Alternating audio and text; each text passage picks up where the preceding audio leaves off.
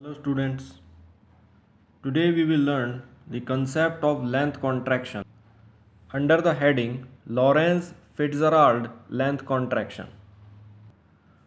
For a stationary observer which is at rest with respect to a body such that there is no relative motion between the body and the observer, then the body will not appear to be contracted to the observer.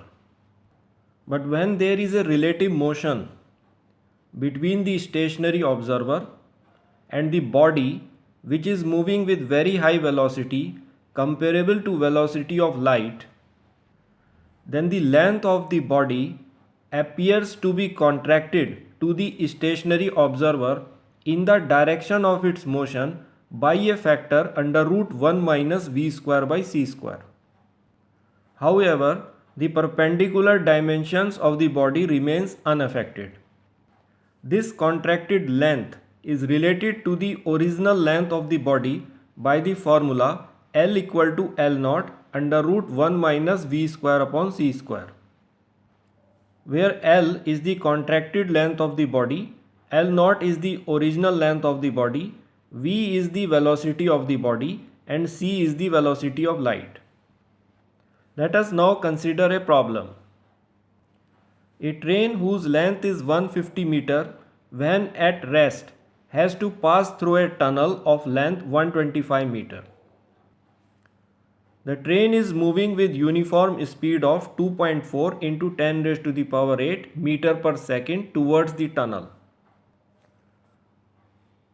Find the length of the train and that of the tunnel as observed by an observer at the tunnel. In this problem, there is a relative motion between the observer which is stationed at the tunnel and the train.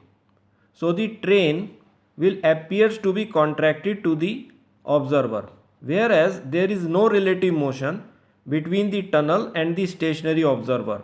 So tunnel will not be appear to be contracted to the observer.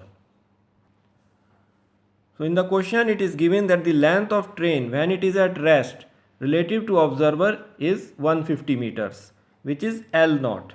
Velocity of train moving towards the tunnel v is 2.4 into 10 raised to the power 8 meter per second, and velocity of light c is 3 into 10 raised to the power 8 meter per second. Substituting these values L naught, v and c in this expression, we get L equal to, for L naught 150 under root 1 minus v is 2.4 into 10 raised to the power 8 whole square, and c square is 3 into 10 raised to the power 8 whole square.